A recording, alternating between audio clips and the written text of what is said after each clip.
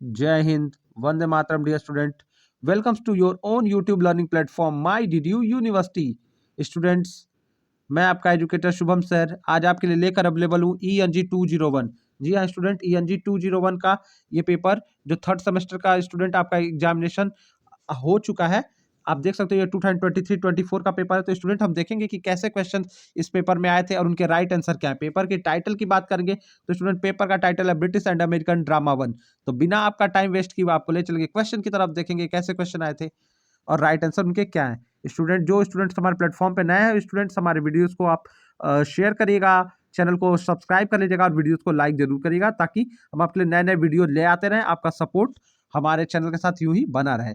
Student पहला question कर रहा है, how does Macbeth signify the value of slip. तो वैल्यू ऑफ स्लिप को मैकबेथ कैसे बताता है अपने प्ले मैकबेथ में, मतलब वैल्यू ऑफ स्लिप क्या है उसके अकॉर्डिंग हम जानने की कोशिश कर रहे हैं। तो कह रहा है पहला, as which soothes agitated nerves and is a welcome medicine for all fatigue. तो यानी जो क्या कर देता है सारे नर्व्स को, जो क्या करता है हील करता है, सूथिंग करता है, मतलब रिलैक्स करता है, और welcome medicine for all fatigue, और हर थकान से एक वेलकम वाला मेडिसिन है, यानी हर थकान का एक वेलकम मेडिसिन है, उसकी एक अच्छी दवा है, मतलब नींद। और स्टूडेंट अगला कह रहा है, as a sure remedy for strained mind, natural restorer for spent up of energy and most powerful sustainer of life itself.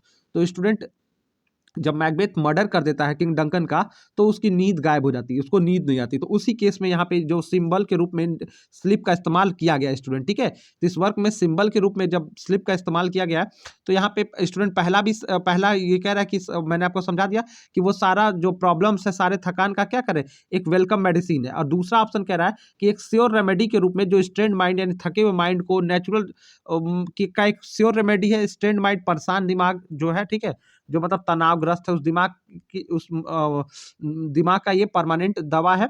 फिर अगला कह रहा है, natural restorer of spent up of energy and the most powerful sustainer of life itself है। और ये सारे एनर्जियों का क्या है, रिस्टोरर है, natural restorer spent up of energy, यानी ठीक है। तो नेचुरली ये सारी एनर्जीज को क्या करने वाला है, जो इंसान के अंदर की सारी एनर्जी को रिस्टोर करने वाला है। क्या चीज, स्लीप। स्लीप सारी एनर्जी को क्या कर देता है, रिस्टोर कर देता है। And most powerful sustainer of life itself, और जीवन में सबसे ज्यादा पावरफुल सस्टेन क्या चीज है, ये खुद है। तो स्टूडेंट ये दोनों ऑप्शन सही हो जाएंगे हमारे हिसाब से। तो राइट आंसर इसमें ऑप्शन हमारा डी रहेगा, बोथ ए एंड बी। और ज्यादा करेक्ट की अगर बात रहती, अगर शायद ए बी नहीं रहता तो स्टूडेंट हम ऑप्शन बी के साथ चले जाते। ये ज्यादा सही ऑप्शन है। स्लिप की वैल्यू को मैकबेथ यही हाईलाइट करना चाहता है, ठीक है। अगला क्वेश्चन, चूंकि ये सिंबल के रूप में इस्तेमाल हुआ है स्लिप, डायरेक्ट ऐसा कोई सेंटेंस बुक में नहीं है, ठीक है, टेक्स्ट में नहीं था, ड्रामा में। अगला question, how does the play arms and the man portray the concept of heroism.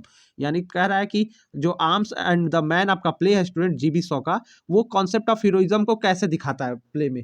तो स्टूडेंट मैंने आपको अपने मॉडल पेपर में बताया है। और स्टूडेंट चूंकि जो जैसा पेपर आया था, पेपर बिल्कुल बहुत ईजी लेवल भी नहीं था और बहुत टफ नहीं था, हम इसको मॉडरेट पेपर मान के चलते हैं। और स्टूडेंट ये जो क्वेश्चन, यही क्वेश्चन जो है, इसके बारे में मैंने आपको मॉडल पेपर में भी डिस्कस करते वक्त बताया, प्रीवियस ईयर पेपर में भी हिंट किया कि जो हमारा आर्म्स एंड द मैन है, ये एंटी रोमांटिक कॉमेडी है। ये एंटी रोमांटिक यानी जो रोमांस के जो रोमांटिक आइडियाज है, उसके नोशंस है, उसके अपोजिट में ये बात करता है, ठीक है। उसको वो प्रेस नहीं करता है, ठीक है।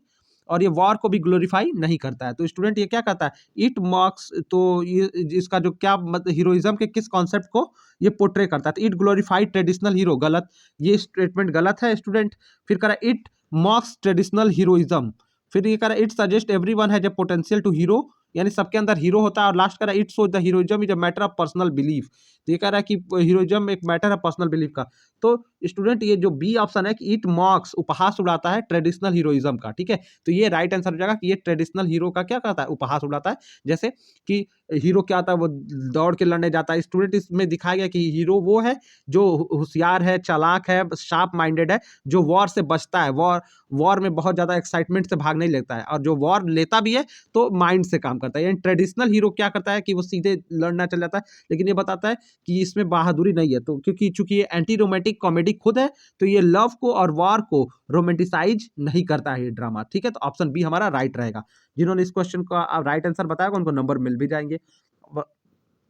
अगला question, what is Louka's ultimate fate in the play, Louka का अल्टीमेट फेट क्या होता है? सी लिव्स पेटकॉफ हाउस, वो पेटकॉफ हाउस को छोड़ के चली जाती है। जो लूका कैरेक्टर है, जो चूंकि आर्म्स एंड मैन में लूका है, रैना है, तो ये तो आप जान रहे हो। तो लूका जो घर की सर्वेंट है उसके साथ क्या होता है ड्रामा में? तो leaves the Petkoff house, she become the lady of the house, वो घर की लेडी बन जाती है। सी मैरिज सर्जियस सेरानोफ और सी मैरिज कैप्टन ब्लंट्सली। तो स्टूडेंट वो लास्ट में जो रहती है वो निकोला से शादी करने से मना कर देती है, और वो क्या उसका इंगेजमेंट किस, वो सेक्रेटली इंगेजमेंट किससे कर चुकी रहती है? वो सर्जियस से, तो वो कर ली रहती है, ठीक है। तो वो लास्ट में यही डिसाइड होता है कि वो उससे शादी करेगी, और ठीक है। तो ये लास्ट में मैरिज करती है सर्जियस से, करती नहीं है स्टूडेंट, बस ड्रामा में दिखाया गया है कि वो कर लेगी आगे, ठीक है। मैरिज होता नहीं है, ठीक है। और रायना का मैरिज होगा ब्लंट्सली से, ऐसा स्टोरी का एंडिंग इंडिकेट करता है, ठीक है। चलिए अगला question, what do the ironing board and Alison ironing symbolise in the play, यानी आयरनिंग बोर्ड जिसपे मतलब जो मेज है जिसपे आयरनिंग किया जा रहा है, आयरनिंग बोर्ड, और Alison ironing symbolise in the play, तो क्या दिखाता है स्टूडेंट?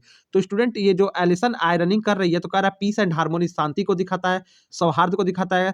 फिर कह रहा है डोमेस्टिसिटी एंड फीमेल ऑपरेशन, यानी जो घरेलूपन और फीमेल ऑपरेशन मतलब वुमेन्स का, वुमेन्स को ऑपरेशन करना यानी दबा के रखना, उनके साथ मतलब प्रताड़ना होना। क्रिएटिविटी एंड आर्टिस्ट्री और वेल्थ एंड प्रॉस्पेरिटी। तो स्टूडेंट इसका राइट आंसर है डोमेस्टिसिटी एंड फीमेल ऑपरेशन। क्योंकि स्टूडेंट हम देखते हैं कि ये पूरा ड्रामा में कि एलिसन सारे एक्ट में कपड़ा आयरन कर रही है, और जब एलिसन हट जाती है तो जो इसकी दोस्त आ जाती है हेलेना, वो आयरनिंग कर लेती है। तो ये क्या दिखाता है कि फीमेल का ऑपरेशन हो रहा है, फीमेल को बस घरेलू काम के का ही समझा जा रहा है। डोमेस्टिसिटी मतलब उनको घर तक लिमिट कर दिया गया है, और वो क्या कर रही हैं, वो कपड़े आयरन कर रही है। तो ये फीमेल ऑपरेशन यानी वुमेन को ऑपरेशन दिखाता है कि उनका कोई रोल नहीं है, वो समाज में कोई कंट्रीब्यूट नहीं कर रही, उनका काम है घर पे कपड़ा प्रेस करना, आयरन करना, घर का ध्यान रखना, ठीक है। तो बी वाला ऑप्शन यहाँ पे सही हो जाएगा कि आयरनिंग यही दिखाता है कि डोमेस्टिसिटी और फीमेल ऑपरेशन, ठीक है। स्टूडेंट आप क्योंकि और बाद में और इसमें जिमी पूछता है कि क्या तुम्हारा काम खत्म हो गया, मतलब वो इतना सारा काम यानी घर के सारे काम जो है ना वो महिलाओं के भरोसे छोड़ दिए जाते हैं, ठीक है। तो स्टूडेंट ये फीमेल ऑपरेशन को दिखाना ही हुआ, ठीक है। तो उसका वही ऑप्शन होगा। अगला question, arms and the man is divided into, तो आर्म्स एंड मैन को कितने एक्ट में डिवाइड किया गया है, ठीक है। तो student Arms and the man जो है आपका ड्रामा 3 एक्ट का ड्रामा है, ठीक है। ये सारे क्वेश्चन बताए हुए मॉडल पेपर से भी क्वेश्चन रहे हैं, और काफी आपने अच्छा किया होगा। मुझे लगता है कि बात करेंगे लुक बैक इन एंगर के, तो सारे क्वेश्चन आपने अच्छे से सही किए होंगे, ठीक है। और आपने मतलब क्वेश्चन काफी अच्छे आए थे। मैकबेथ में से थोड़ा सा क्वेश्चन को टफ बनाया गया था मैकबेथ ड्रामा के अंदर से, ठीक है। अगला क्वेश्चन कर रहा है, what food does Raina offer Bluntschli when he is hiding in her room, तो उसके घर में जब हाइड हुआ रहता है तो क्या फूड ऑफर करती है?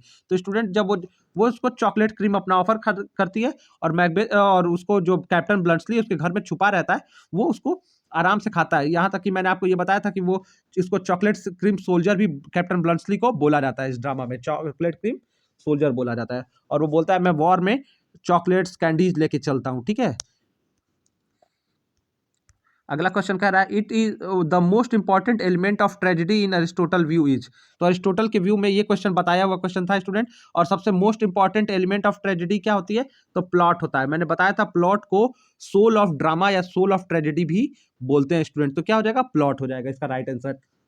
चलिए अगला क्वेश्चन देखते हैं क्या आया था। तो अगला क्वेश्चन था स्टूडेंट कि according to Aristotle what is ultimate objective of tragedy, तो अल्टीमेट ऑब्जेक्टिव लक्ष्य क्या है? तो to give us pleasure, to arouse, तो हमको प्लीजर प्रदान करना, या प्लीजर आनंद। मैंने बताया था ना ड्रामा में भी अपना प्लीजर होता है, और ट्रेजेडी और खासकर ट्रेजेडी के अंदर अपना अलग प्लीजर होता है, और कॉमेडी के अंदर अपना अलग प्लीजर होता है। तो प्लीजर तो मिलता ही मिलता है, हर तरह के ड्रामा से मिलता है। To arouse pity and fear, ये भी ठीक है। To make us better people, और उससे हम मतलब सीख लें, सबक लें, और जो वो हम ट्रेजेडी के अंदर जो सेंट्रल कैरेक्टर गलती करता है वो गलती हम ना करें, तो ये सब ठीक है। तो स्टूडेंट ऑल ऑफ दीज इसका राइट आंसर हो जाएगा, all of the above, option D इसका 8 का राइट रहेगा। अगला question, which Greek tragedian said to introduce third character in the tragedy. अब स्टूडेंट ये क्वेश्चन जो आया था अभी हमने देखा कि ये बीए फर्स्ट ईयर के एग्जामिनेशन में भी इस तरह के क्वेश्चन हमको मिले, थर्ड ईयर के एग्जामिनेशन में, सॉरी। तो बीए थर्ड ईयर के एग्जामिनेशन में भी ये क्वेश्चन आया था, और ये क्वेश्चन हमें यहाँ भी देखने को मिला। तो स्टूडेंट जो थर्ड कैरेक्टर को इंट्रोड्यूस किया वो सोफोक्लीज ने किया है, ठीक है। तो राइट आंसर ऑप्शन डी हो जाएगा, सोफोक्लीज। किस ग्रीक ट्रेजेडी ड्रामा में थर्ड कैरेक्टर इंट्रोड्यूस किया ट्रेजेडी में? सोफोक्लीज ने, ठीक है, जो क्लासिकल ड्रामेटिस्ट था। ये क्वेश्चन स्टूडेंट एक तरह से मेरे हिसाब से आपके आउट ऑफ कॉन्टेक्स्ट था, क्योंकि ये पुरानी ट्रेजेडी से पूछ लिया है, ये क्लासिकल ट्रेजेडी, ये क्लासिकल ड्रामेटिस्ट था। चलिए अगला क्वेश्चन देखते हैं, who among the following is a representative of drama of ideas. तो ड्रामा ऑफ आइडियाज का रिप्रेजेंटेटिव कौन है, मतलब किससे, कौन उसका मेन डोमिनेंट राइटर है या कौन मेन डोमिनेंट ड्रामेटिस्ट है। तो स्टूडेंट ड्रामा ऑफ आइडियाज के लिए हेनरी किप्सन, इस ऑप्शन में हेनरी किप्सन और जीबी शॉ को जाना जाता है, ठीक है, जॉर्ज बर्नार्ड शॉ को जाना जाता है। तो स्टूडेंट ऑप्शन सी सही रहेगा, हेनरी किप्सन, ये नॉर्वेजियन राइटर है, ठीक है, जिन्होंने डॉल्स हाउस लिखा हुआ है। अगला question, which of the following is a practitioner of poetic drama in 20th century. ये तो क्वेश्चन स्टूडेंट आपने सबने अच्छे से कर लेना है, आपको समझ में भी आ रहा होगा कि प्रैक्टिशनर ऑफ पोएटिक ड्रामा कौन है। तो पोएटिक ड्रामा के लिए टी.एस. इलियट जाना जाता है, उनका मर्डर इन द कैथेड्रल क्या है, एक पोएटिक ड्रामा है, ठीक है। तो 20th सेंचुरी यानी बहुत बाद में, जब पोएटिक ड्रामा का ट्रेंड खत्म हो गया था, ये रेस्टोरेशन पीरियड में मिल्टन के समय चल रहा था, लेकिन 20th सेंचुरी में कौन जाना जाता है, तो टी.एस. इलियट जाने जाते हैं, ठीक है। अब देखिए अगला क्वेश्चन कर रहा है, Candida by G B Shaw is a. तो कैंडिडा मैंने बताया जीबी शॉ एक प्रॉब्लम प्ले राइटर है और हेनरी किप्सन भी प्रॉब्लम प्ले राइटर है। तो कैंडिडा इनका जो वर्क है वो क्या है, एक प्रॉब्लम प्ले है, क्या है, प्रॉब्लम प्ले है। और इस स्टूडेंट मैंने क्लासेस में भी अपने और जो लेक्चर्स लिए भी हैं, तो जिन स्टूडेंट ने पढ़ा वो बिल्कुल समझ भी पा रहे होंगे कि प्रॉब्लम प्ले, और सारे मैंने टाइप्स ऑफ ड्रामा भी बताए थे, टाइप्स ऑफ ट्रेजेडी, कॉमेडीज, ये सारे बताए हुए थे आपको। तो काफ़ी क्वेश्चन बताए हुए भी आए थे। अगला क्वेश्चन, अब यही क्वेश्चन देख लीजिए, merchant of Venice by William Shakespeare, ये मोस्ट इजी क्वेश्चन है, स्टूडेंट आपने 12th में भी पढ़ा होगा। तो merchant of Venice William Shakespeare का क्या है, ट्रेजी कॉमेडी है, क्या है, ट्रेजी कॉमेडी है, ठीक है। मर्चेंट ऑफ वेनिस क्या है, शेक्सपियर का ट्रेजी कॉमेडी है। अगला question, why Macbeth hesitated to kill King Duncan. तो किंग डंकन को किल करने से क्यों हेजिटेट करता है, यानी घबराता है, हेजिटेट कर, हिचकिचाता है। The Duncan was his guest and, तो हेजिटेशन की वजह की बात करेंगे स्टूडेंट, तो कह रहा है कि जो डंकन था उसका गेस्ट था और ही हिमसेल्फ, और वो होस्ट था इस नाते। फिर बात कर रहा है कि that he ruled well humbly and benevolently, या इसलिए हिचकिचाता है उसके मर्डर करने से कि वो बहुत अच्छे से अपना राजकाज और शासन चला रहा था, जनता बहुत खुश थी। अगला कह रहा है द क्राइम वुड बी घासली, और ये बहुत बड़ा क्राइम हो जाएगा, बहुत मतलब बहुत बुरा क्राइम होगा एक तरह से। तो स्टूडेंट ये सब सही है, तो इसका राइट आंसर ऑप्शन डी ही रहेगा, ठीक है, हर हाल में इसका आंसर डी ही होगा, ठीक है। चलिए अगला क्वेश्चन देखते हैं, विच type of comedy combined element of both tragedy and comedy. अब ये भी बहुत आसान क्वेश्चन था स्टूडेंट। अब ये बोल दिया कि जो कंबाइन करता है ट्रेजेडी और कॉमेडी को, और featuring a mixture of light and serious theme, light और सीरियस थीम। तो जब कॉमेडी भी, जो ड्रामा में कॉमेडी भी और ट्रेजेडी भी हो, तो सीधे से दोनों को जोड़ के बना देंगे ट्रेजी कॉमेडी। जैसे मर्चेंट ऑफ वेनिस क्या था, ट्रेजी कॉमेडी था, ठीक है। तो ऐसा ड्रामा जिसके अंदर एलिमेंट ऑफ ट्रेजेडी और कॉमेडी भी हो और लाइट और सीरियस थीम हो, तो वो ट्रेजी कॉमेडी कहलाता है, ठीक है। ये तो आप जान ही रहे थे, ये क्वेश्चन बड़ा आसान था। अगला question, which is the key characteristic of expressionist drama. तो एक्सप्रेशनिस्ट ड्रामा से यूजीन ओनील जुड़ा हुआ है, उसका फेमस वर्क बात करते हैं तो द हेरी एप है। आपको नोट कर लेना चाहिए कि स्टूडेंट द हेरी एप यूजीन ओनील का एक्सप्रेशनिस्ट ड्रामा है। और इसमें क्या होता है, तो ऑप्शन ए जो कह रहा है स्टूडेंट कि emphasizes inner emotion and subjective experience. तो ये अंदर छुपी हुई भावना और सब्जेक्टिव एक्सपीरियंस को दिखाता है। तो ये राइट आंसर है, यही एक्सप्रेशनिस्ट ड्रामा के मेन फीचर है। बाकी जो फीचर की बात कर रहा है वो फोकस ऑन क्लासिकल थीम, बिल्कुल गलत। Realistic portrayal of everyday life, ये भी गलत। ये रियलिस्टिक ड्रामा में होता है स्टूडेंट, ठीक है। और D none of the above तो नहीं होगा, तो ए वाला हमारा राइट आंसर हो जाएगा। स्टूडेंट अगर थोड़ा सा भी अगर आप दिमाग लगा के क्वेश्चन के एलिमिनेट, यानी क्या क्या हटाना है, क्या क्या नहीं होगा, अगर आप उस पर भी करते तो ये क्वेश्चन आप आराम से कर ले गए होते। अगला question, which ancient Greek play writer is known for contribution to classical comedy. तो किस ग्रीक क्लासिकल राइटर को जाना जाता है क्लासिकल कॉमेडी में कंट्रीब्यूशन के लिए। तो कॉमेडी की बात बोला है, तो स्टूडेंट सोफोक्लीज जो है, ये लोग ट्रेजेडी लिखा है, सोफोक्लीज ने क्या लिखा है, क्लासिकल ट्रेजेडी लिखा है। वहीं अरिस्टोफेंस जो नाम का जो व्यक्ति है, अरिस्टोफेंस ने स्टूडेंट क्या लिखा है, तो अरिस्टोफेंस ने कॉमेडी लिखा हुआ है, ठीक है। तो यहाँ पे राइट आंसर हो जाएगा अरिस्टोफेंस, ऑप्शन सी। जो यहीं पे सोफोक्लीज जो है ग्रीक क्लासिकल ट्रेजेडी के लिए जाने जाते हैं, और अरिस्टोफेंस जो जाना जाता है वो क्लासिकल ग्रीक कॉमेडीज के लिए जाना जाता है। तो राइट आंसर ऑप्शन सी रहेगा, एरिस्टोफेंस, ओके। अगला question, which period in English literature known for popularity of comedy of manner. तो स्टूडेंट कॉमेडी ऑफ मैनर किस पीरियड में आ रहा था, तो जब बात करते हैं स्टूडेंट 17th सेंचुरी में कॉमेडी ऑफ मैनर आ रहा था। और 70 पीरियड का जो इसने लिखा है रेनेसा रेस्टोरेशन, तो रेस्टोरेशन स्टूडेंट हुआ ही है 1660 में, तो ये खुद ही हो गया 17th सेंचुरी। 1601 से 1699 17th सेंचुरी होता है। और हमारा बेन जॉनसन लेके आ रहे थे, और कॉमेडी ऑफ मैनर्स को लाने वाला सबसे पॉपुलर व्यक्ति कौन है, तो बेन जॉनसन है, ठीक है। तो बेन जॉनसन है जो शेक्सपियर का कंटेम्प्रेरी उनसे थोड़ा सा आगे का रहा है, तो ये हमारा रेस्टोरेशन पीरियड हो जाएगा। कॉमेडी ऑफ मैनर से कौन जुड़ा हुआ है, तो रेस्टोरेशन पीरियड में ये ड्रामा आ रहा था और बेन जॉनसन इससे जुड़े हुए हैं, ठीक है, तो ऑप्शन बी राइट रहेगा। अगला question, what is primary focus of comedy of manner, तो कॉमेडी ऑफ मैनर का प्राइमरी फोकस क्या है, यानी किस पे सेंटर्ड रहता है, तो स्टूडेंट ये कर रहा है फिजिकल ह्यूमर एंड स्लैपस्टिक, तो फिजिकल ह्यूमर पे रहता है। फिर कर रहा है tragic event and personal struggle, ये भी ठीक नहीं लग रहा है। पॉलिटिकल सटायर और सोशल बिहेवियर एंड एटिकेट, तो स्टूडेंट इसका राइट आंसर रहेगा सोशल बिहेवियर एंड एटिकेट, कि आप व्यक्ति समाज में कैसा बर्ताव कर रहा है और उसका उसका उसका संस्कार कैसा है, वो कैसे लोगों से पेश आ रहा है, तो ठीक है। तो कॉमेडी ऑफ मैनर जो है सोशल बिहेवियर और एटिक्वेट यानी मैनर को दिखाते हैं। सोशल बिहेवियर एंड एटिक्वेट मतलब मैनर होता है स्टूडेंट, ठीक है, तो डी वाला ऑप्शन सही रहेगा। अगला question, the term spoonerism is coined by, तो स्पूनरिज्म टर्म किसने दिया है स्टूडेंट, स्पूनरिज्म टर्म की बात करेंगे तो ऑप्शन ए जो है कि विलियम आर्कीबाल्ड स्पूनर, स्पूनरिज्म टर्म जो दिया है तो वो आर्कीबाल्ड स्पूनर ने दिया है स्टूडेंट, ऑप्शन ए हमारा राइट रहेगा। और ऑप्शन ए के राइट होने के साथ ही साथ स्टूडेंट आपको बताना चाहूंगा कि स्पूनरिज्म क्या होता है, तो जो स्टूडेंट आप जान रहे होंगे तो बड़ी अच्छी बात है, नहीं जान रहे होंगे तो स्टूडेंट आपको बता देता हूं कि इसमें सेंटेंस जो जो मतलब ग्रुप ऑफ वर्ड्स होते हैं दो, उसमें क्या कर दिए जाते हैं, वो उसमें एरर्स को मतलब वर्ड्स को एक्सचेंज कर दिया जाता है, एक्सचेंज मतलब बदल दिया जाता है। तो spoonerism are error initial consonant are exchange in which consonants are exchange, जिसमें कॉन्सोनेंट एक्सचेंज किया जाता है। जैसे मान लीजिए लिखना हो डर्टी बर्ड्स, आप समझ लीजिए स्टूडेंट आपको काम ही आएगा, जैसे लिखना हो डर्टी और लिखना हो बर्ड्स BIRDS, तो डर्टी बर्ड्स को क्या लिख दिया, डर्टी को डी को बी बना दिया, तो बर्टी डर्ट्स लिख दिया। तो यानी इसके एक सेंटेंस का जो एरर होता है उसको दूसरे एक वर्ड का जो वर्ड होते हैं तो पहले वर्ड को दूसरे वर्ड के फर्स्ट लेटर से रिप्लेस किया जाता है। तो डर्टी बर्ड्स को लिखना था तो डी को बी बना दिया और बी को डी, तो डर्टी बर्ड्स की जगह पे स्टूडेंट हो गया बॉटी डर्ट्स, तो डर्टी बर्ड की जगह पे बॉटी डर्ट्स हो गया। फॉगी डे की जगह पे डॉगी फे, इस तरह की जब जान के इसको राइटर यूज करता है और इसको यूज करने वाला व्यक्ति था विलियम आर्कीबाल्ड स्पूनर, ठीक है, तो ये हमारा ए वाला राइट हो जाएगा। अगला क्वेश्चन, स्टूडेंट मैं आपको डिटेल में सारी बातें बता रहा हूं जिससे आप जान सको कि क्या एग्जैक्टनेस है और आपको क्या क्या करना है इसमें और क्या क्या राइट आंसर है, ठीक है। तो अगला question, which type of verse is commonly known as poetic drama, तो पोएटिक ड्रामा किस तरह का वर्स होता है स्टूडेंट पोएटिक ड्रामा में, तो पोएटिक ड्रामा में स्टूडेंट ब्लैंक वर्स होता है, ठीक है, तो ऑप्शन ए राइट हो जाएगा। ब्लैंक वर्स में ज्यादा इस्तेमाल किया जाता है, फ्री वर्स में भी होता है लेकिन मोस्ट की बात बोल दिया है, कॉमनली पूछ दिया है तो ब्लैंक वर्स के साथ जाएंगे। अगला question, what is defining characteristic of poetic drama, poetic drama में क्या होता है स्टूडेंट, तो पोएटिक ड्रामा क्यों लिखा जाता है, यानी कोई ड्रामा पोएट्री के फॉर्म में क्यों होता है, तो पोएटिक ड्रामा लिखने के लिए स्टूडेंट क्या होता है, क्योंकि जो अब इसमें कर रहा है use of poetry as a primary form of expression, क्योंकि पोएट्री का यूज करना रहता है अब ड्रामा के अंदर क्योंकि वो प्राइमरी फॉर्म है ऐसा माना जाता है, तो नहीं ये तो रीजन गलत है। Emphasis on realistic dialogue and everyday language, तो क्या पोएटिक ड्रामा में रियलिस्टिक डायलॉग और एवरीडे लैंग्वेज होते हैं, तो अगर ये होता है तो फिर पोएटिक कैसे होता है। फिर कह रहा है focus on physical action and spectacle,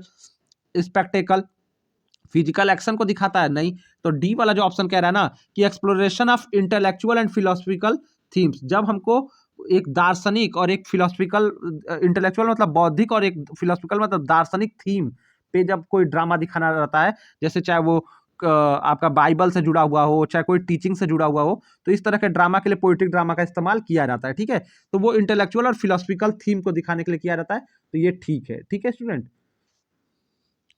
तो मर्डर इन द कैथेड्रल में क्या हुआ है, इंटेलेक्चुअल और फिलोसफिकल थीम को दिखाया गया है, ठीक है।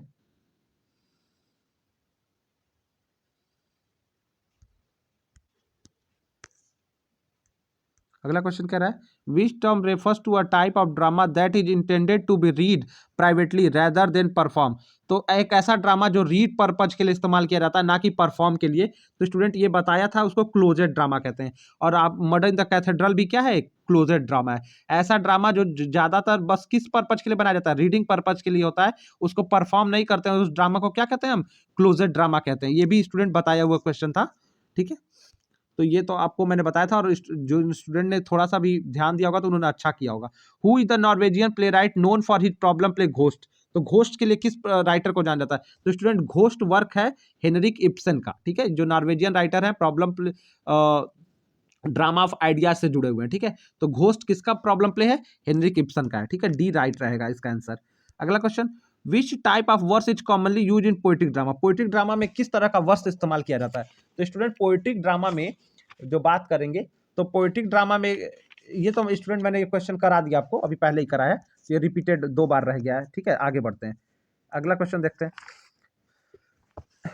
कह रहा है, नेक्स्ट क्वेश्चन स्टूडेंट कह रहा है, which of the following unity is associated with idea that a play should take place in single location? कौन सा ऐसा यूनिटी है जो कहता है कि एक प्ले को एक सिंगल लोकेशन पे रहना चाहिए? तो लोकेशन की बात स्टूडेंट, अरिस्टोटल ने 3 यूनिटीज ऑफ ड्रामा की बात की, और मैंने भी आपको अपने क्लासेस में बताया कि unity of time, unity of action और यूनिटी ऑफ प्लेस, ये 3 रूल ड्रामा के अरिस्टोटल ने दिए हैं। ठीक है, अरिस्टोटल के दिए गए। तो टाइम क्या है कि 24 घंटे का होना चाहिए। टाइम के बारे में क्या रूल है?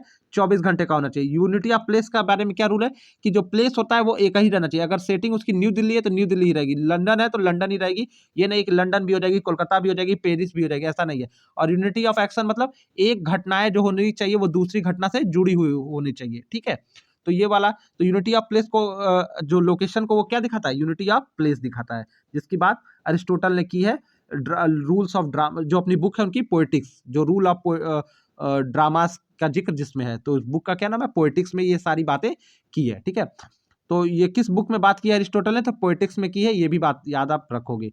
अगला question, the play arms and man is set during. तो स्टूडेंट ये क्वेश्चन तो बड़ा अजीब सा पूछ लिया था, और पूरी तरह से ये बिल्कुल क्वेश्चन सही क्वेश्चन नहीं पूछा गया था। आर्म्स एंड प्ले मैन, तो क्वेश्चन तो अच्छा है, लेकिन ऑप्शन ऐसे ऐसे दे दिए थे कि आप देखोगे तो कह रहा बाल्कन बार। स्टूडेंट मैं आपको पहले बता दूं कि आर्म्स एंड मैन जो ड्रामा है, आर्म्स एंड मैन की जब हम बात करते हैं स्टूडेंट, तो स्टूडेंट आर्म्स एंड मैन की जब हम बात करते हैं, तो स्टूडेंट ये जो ड्रामा है ये 1893 में लिखा गया, 1894 में पहली बार परफॉर्म किया गया, यानी इसको दिखाया गया, और 1898 में छापा गया, परफॉर्म किया गया 1894 में फर्स्ट टाइम। और ये कह रहा है कि किस मतलब कहाँ पे इसकी सेटिंग है? तो बाल्कन वार स्टूडेंट 1912-13 में हुआ है। ठीक है, तो इसकी सेटिंग है स्टूडेंट, ये आपको मैं बता दूं, सर्बियन बुल्गारियन वार, सर्बियन बुल्गारियन वार। और ये टाइम पीरियड क्या है? तो 1984 में, सॉरी स्टूडेंट 1894 में इसको पब्लिश किया गया है, और इसकी सेटिंग 1885 की है। कितने की सेटिंग है? 1885 की सेटिंग है। ठीक है, और ये ड्रामा पब्लिश हुआ है 1894 में। सेटिंग मतलब किस ईयर की कहानी इसमें है? तो स्टूडेंट 1885 में सर्बियन और बुल्गारिया के बीच, सर्बिया और बुल्गारिया के बीच वॉर चल रहा है, तो उसको दिखाता है। तो स्टूडेंट ये होना चाहिए। तो बाल्कन वार जो 1912 में हुआ है, तो 1885 से इसका कोई मतलब नहीं है। फिर वर्ल्ड वार 1 जो 1914 से 18 तक हुआ है, इसका भी कोई मतलब नहीं है। क्रीमियन वार 1853 से 1856 तक हुआ है, तो उसको भी नहीं इसमें शामिल कर सकते स्टूडेंट। एक रसियन वार है, अगर हम इसको मान ले, सही है, क्योंकि जो स्टूडेंट हमारा जो प्ले है आर्म्स एंड द मैन, वो उसमें सर्बिया, देखिए जो रसिया है, वो जब हमारा हीरो है इसमें कैप्टन ब्लंट्सली, उसका पीछा करते हैं रसियन आर्मी और बुल्गारियन आर्मी के लोग। तो अगर रसियन को मान लेते हैं कि रसिया उसके साथ है, और उसके हिसाब से हम रसियन वार को लगा सकते हैं, लेकिन स्टूडेंट मैं बता रहा हूं कि ये बिल्कुल ठीक नहीं है। इसमें ऑप्शन साफ देना चाहिए था, सर्बियन बुल्गारियन वार 1885, सर्बियन बुल्गारियन वार। चूंकि अब रसियन जो थे वो बुल्गारियन का साथ दे रहे थे, इस प्ले में भी बताया गया है, तो रसियन वार हम लगाएंगे। राइट आंसर अगर उसके हिसाब से देखेंगे तो रसियन है, लेकिन पूरी तरह से इसको हम सही नहीं मान सकते थे स्टूडेंट। ये बिल्कुल फंसाने वाला क्वेश्चन था, जानबूझ के डाउट क्रिएट करने वाला क्वेश्चन है। ठीक है, इसको एग्जैक्टली लिखना चाहिए सर्बियन बुल्गारियन वार, यानी दो देश में किसमें वॉर चल रहा है? सर्बिया और बुल्गारिया में वॉर चल रहा है। ठीक है, और रसिया जो है वो बुल्गारिया का साथ दे रहा है। ठीक है, आशा करता हूं आपको यहाँ पे समझ में आया होगा मैं क्या बताने की कोशिश कर रहा हूं। ठीक है, अगला question, what is done can not be undone is uttered by. कौन कहता है कि जो डन है वो कैन नॉट बी अनडन, जो हो गया उसको अब उसको फिर से वापस तो नहीं ला सकते, यानी जो घट गया है उसको वापस नहीं किया जा सकता, जो कर दिया गया है वो वापस नहीं आ जाएगा। ये वाक्य कौन बोलता है? तो स्टूडेंट ये स्टेटमेंट लेडी मैकबेथ का एक्ट 3 में आता है। ये किस में? ये शेक्सपियर जो आपका एक्ट 3 में ये बात लेडी मैकबेथ कहती है कि जो हो गया वो हो गया, अब उसको वापस तो ला नहीं सकते हैं, जो कर दिया है वो कर दिया है तुमने। ठीक है, जब ये मर्डर डंकन का मैकबेथ कर देता है स्टूडेंट। ठीक है, अगला क्वेश्चन कर रहा है student, what does verisimilitude mean in literature. Verisimilitude जो होता है स्टूडेंट, वर्सिमिलिट्यूड वो लिटरेचर में क्या होता है? तो स्टूडेंट जो ऑप्शन ए कह रहा है यही राइट आंसर है कि the quality of appearing true और रियल। तो वर्सिल वो दिखाता है कि जो कोई भी चीज लिटरेचर में कि कितना मतलब वो ट्रू और कितना रियल अपीयर हो रही है, वही हमारा वर्सिमिलिट्यूड को दिखाता है। तो स्टूडेंट वर्सिमिलिट्यूड जो होता है वो सत्य का क्या करता है, आभास कराता है या सत्य को का एक रूप दिखाता है, ठीक है, जो ड्रामा में इस्तेमाल किया जाता है। अगला क्वेश्चन आया था, who is short of Duncan in Macbeth. तो स्टूडेंट अब ये क्वेश्चन का तो मतलब ही नहीं निकल रहा है। ये क्वेश्चन जो पूछा है कि who is short of Duncan, short मतलब होता है प्रकार, तो कह रहा है कौन प्रकार है डंकन का मैकबेथ में। तो स्टूडेंट ये नहीं पूछा है कि शॉर्ट है या मतलब शॉर्ट शॉर्ट या स्वाटी वाला शॉर्ट पूछा है अगर यहाँ पे, तो इसका ये मतलब शॉर्ट मतलब होता है प्रकार। तो क्या प्रकार है डंकन का, मालकम, मैकबेथ, रॉस, बैंको।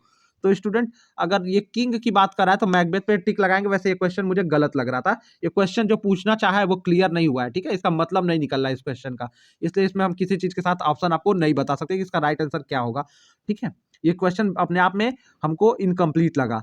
अगला क्वेश्चन जो कह रहा है, whom does Macbeth see sitting in his chair during the banquet। पूरा जो अगला क्वेश्चन स्टूडेंट 29 है, इसका हो सकता है, मेरी बात हुई थी जो सीनियर टीचर्स से, तो हो सकता है इसका सारा नंबर सारे स्टूडेंट्स को दे दिया जाए, ठीक है, वो क्वेश्चन अपने आप में रॉन्ग है। तो ये अगला क्वेश्चन कह रहा है, whom does Macbeth see sitting in his chair during banquet। तो बैंक्वेट में बैठे हुए अपने चेयर पे मैकबेथ क्या देखता है, ठीक है। तो स्टूडेंट ये किसका, बैंकों का घोस्ट इसको दिखता है, किसका घोस्ट दिखता है, बैंकों का, तभी ना। और ये कहने लगता है कि मैंने बैंकों को नहीं मारा, तो ये किसका घोस्ट देखता है, बैंकों का घोस्ट देखता है, ठीक है स्टूडेंट। बैंक्वेट पे जब एक वो पार्टी थ्रो किया रहता है तो बैंकों का घोस्ट देखता है वहां पे, ठीक है। अगला question, who was cruel determined rebel against the Macbeth fought bravely and triumphantly. तो कौन जो क्रूएल डिटरमाइन किया जाता है रीबेल अगेंस्ट और हु मैकबेथ फॉट, तो जिस किसके रिबेल, रिबेल मतलब किसके विद्रोह के करने के कारण मैकबेथ उससे लड़ाई लड़ता है और ट्रिम्फेंटली मतलब उसको हरा देता है। तो स्टूडेंट ये कौन था, ये मैकडोनल्ड था। जो स्वीनो जो था स्टूडेंट, ये नॉर्वे का किंग है, ये जो नॉर्वे का किंग है, और ये जो है मैकबेथ जो है, तो ठीक है, तो ये नॉर्वे का स्वीनो किंग रहता है और ये विरोधी राजा है, ठीक है। और इसने मैकडोनल्ड को मिलके डंकन का जो डंकन के खिलाफ क्या करता है, इस षड्यंत्र करता है। तो मैकडोनल्ड ही है वो व्यक्ति जिससे मैकबेथ क्या करता है, लड़ाई करता है, और मैकडोनल्ड ही ट्रेटर है, षड्यंत्र मतलब एक ट्रेटर का काम निभाता है। और स्वीनो क्या है, नॉर्वे का किंग है। इसी के सह पे ये जो है अपने ही किंग डंकन से क्या करता है, वो धोखेबाजी करता है, जिसको मैकबेथ वॉर में हरा देता है, ठीक है। तो मैकडोनल्ड राइट आंसर हो जाएगा। अगला question, who utters the word fair is foul and foul is fair. तो ये बड़ा फेमस लाइन है स्टूडेंट, बहुत फेमस ये जो डायलॉग है आपके मैकबेथ का, और ये सारी विचेज मिल के गाती हैं, fair is foul, foul is fair, ठीक है। ये मैंने शुरुआत में ही फर्स्ट एक्ट में ही आपको फर्स्ट सीन में ही ये डायलॉग दिखने को मिल जाता है। क्लासेस में मैंने बड़े अच्छे से इसको आपको समझाया भी था। अगला question, Golgotha is the name of, student एकदम बिल्कुल अलग तरह से। तो गलगोथा क्या है स्टूडेंट, तो गलगोथा की बात की गई स्टूडेंट, आपको बता दूं कि गलगोथा वो जगह है, माना जाता है कि वो पर्वत है जो स्कल, स्कल मतलब खोपड़ी के शेप में है, मानव की खोपड़ी जैसी होती है ना, तो स्कल शेप का क्या है, एक हिल है, एक पहाड़ी एरिया है एशियंट जेरूशलम में, जेरूशलम में। और माना जाता है इसी जगह पे क्राइस्ट को क्या दे दी गई थी, फांसी दी गई थी। इस मतलब इनको फांसी नहीं मतलब क्रूसीफिक्शन किया गया था स्टूडेंट। क्रूसीफिक्शन मतलब उनको, आपको पता है ना, वो क्रॉस के ऊपर चढ़ा के उनके हाथ वाथ में कीले मार दी गई थी। तो ये माना जाता है कि ये क्या है, एक बहुत जो है लीजेंडरी प्लेस है जहाँ पे बहुत ज़्यादा ब्लड शेड हुआ, यानी खून बहा, स्लॉटर मतलब लोगों को काटा गया, slaughter described in the Bible, जैसा कि बाइबल में बताया गया है, ठीक है। तो ऑप्शन बी हमारा राइट रहेगा, और इसका मेंशन आता है मैकबेथ में, ठीक है। अगला question, if chance will have me a king, यानी अगर चांस चाहता है, यानी भाग्य चाहता है कि संयोग चाहता है कि मैं राजा बनूं, why chance may crown me, ठीक है। If chance will have me king, why chance may crown me without any state. तो अगर भाग्य चाहता है मैं राजा बनूं, या संयोग चाहता है मैं राजा बनूं, तो संयोग मेरे बिना कुछ किए मुझे राजा क्यों बनाएगा। ये बातें कौन बोलता है स्टूडेंट, तो ये बातें बोलता है मैकबेथ। ऑप्शन डी हमारा राइट रहेगा, ठीक है। अगला question, what is famous line spoken by Lady Macbeth in act 1 scene 5 where she asks spirit to unsex me here. तो स्टूडेंट जब ये बोल रहा है कि कौन सी फेमस लाइन एक्ट 1 सीन 5 में लेडी मैकबेथ बोलती है, ठीक है, लेडी मैकबेथ द्वारा बोला जाता है, जहां पे वो कहती है अनसेक्स मी हियर, यानी इससे पहले वो कौन सा फेमस लाइन बोलती है स्टूडेंट, ठीक है। तो फेमस लाइन बोलती है यहाँ पे, जब वो स्पिरिट से बोलती है अनसेक्स मी हियर, तो कौन सी फेमस लाइन बोलती है, तो स्टूडेंट वो बोलती है कम यू स्पिरिट्स। वो क्या बोलती है, कम यू स्पिरिट मतलब हे आत्माओं आओ, और अनसेक्स मी मतलब, ठीक है, तो वो कहती है कि अनसेक्स मी, ठीक है। और उसके आगे मैं आपको स्टूडेंट बता दे रहा हूँ अभी आपको पूरा समझ में तो स्टूडेंट आप देख लो, ये कहता है कि come you spirit that tend on mortal thoughts unsex me here. तो यहाँ पे आपको सीधे मिल जाता है कम यू स्पिरिट्स, ठीक है, और that tend on a मॉर्टल thoughts, ये वाली लाइन आती है, तब यहाँ पे लाइन आती है कि अनसेक्स मी हियर, ठीक है, and fill me from the crown to the to top full dearest cruelty, यानी वो उससे कहती है कि मुझे क्या कर दो, मतलब एकदम उससे भर दो, and fill me from crown to the toe, और मुझे ऊपर से नीचे भर दो फ्रॉम द डियरेस्ट क्रुएल्टी, यानी क्रूरता से, ठीक है। तो ऑप्शन ए यहाँ पे रहेगा कम यू स्पिरिट, हम यहाँ पे कर देंगे स्टूडेंट, ठीक है। अगला क्वेश्चन देखते हैं, who kills Macbeth in the final battle. तो फाइनल बैटल में मैकबेथ को कौन किल कर देता है स्टूडेंट? तो मैकबेथ को मारने वाला व्यक्ति रहता है मैकडफ, जो मदर रिप्ड रहता है, यानी माँ के पेट को फाड़ के या उसको चीरा लगा के वो उसका बर्थ हुआ रहता है उस टाइम पे, जो इम्पॉसिबल रहता है कि उस समय लोगों के द्वारा सोचना। तो इसमें स्टूडेंट मैकडफ का नाम नहीं है, तो हम जानते हैं कि मैकबेथ का मर्डर कौन करता है? मैकडफ करता है, तो नन ऑफ दीज हम लगा देंगे स्टूडेंट। अगला क्वेश्चन आया, what is the name of Macbeth castle. तो स्टूडेंट मैंने ये बताया था मैकबेथ के कैसल का नाम इनवर्नेस था। राइट ऑप्शन ऑप्शन सी हो जाएगा कि name of Macbeth castle is Inverness. Okay, चलिए अगला question, which scene does Lady Macbeth read the letter from Macbeth about the witches prophecy. तो किस सीन में वो लेडी मैकबेथ पढ़ती है वो लेटर जिसमें उनको जो चुड़ैले हैं, जो स्टूडेंट थ्री विचेस हैं, उसके प्रोफेसी के बारे में पता चलता है। तो स्टूडेंट इसके बारे में हमें पता चलता है कि मैकबेथ ने एक्ट 1 सीन 5 में लेटर लिखा हुआ है, ठीक है। तो एक्ट 1 सीन 5 हमारा राइट आंसर हो जाएगा। अगला question, what is the main theme of Arms and the Man. तो student Arms and the Man का मेन थीम क्या है? तो मेन थीम स्टूडेंट इसका है criticization of the war and its romantic notions. तो मेन थीम क्या है स्टूडेंट? अगर इसमें लिखा रहता है criticization of war and romantic notions, तो वार और रोमांटिक नोशंस को क्या करता है? क्रिटिसाइज करता है, आलोचना करता है, क्योंकि आर्म्स एंड द मैन क्या है? एंटी रोमांटिक कॉमेडी है। इसका एक और थीम है स्टूडेंट, रियलिज्म वर्सेज रोमांटिसिज्म या आइडियलिज्म, ठीक है। तो आदर्शवाद, ये पॉलिटिकल सटायर है, ये कह रहा है पॉलिटिकल रिवॉल्यूशन नहीं, पॉलिटिकल सटायर रहता तो ऑप्शन सी भी सही हो जाता। तो ऑप्शन ए को हम सही मानेंगे, लेकिन इसमें स्टूडेंट क्रिटिसाइजेशन होना चाहिए था कि मतलब वार को क्या करता है? एंटी ग्लोराइज करता है, मतलब उसकी प्रशंसा नहीं करता है वार को क्या करता है? इसको इसके मतलब इसका उपहास उड़ाता है वॉर का, और रोमांटिक हीरो का, रोमांटिक लव का क्या करता है? उपहास उड़ाता है, क्योंकि ये ड्रामा ही एंटी रोमांटिक ड्रामा है, ठीक है।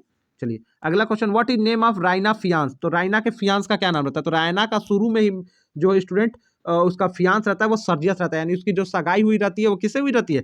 सर्जियस से हुई रहती है, ठीक है। तो ये इसका सर्जियस राइट आंसर डी रहेगा।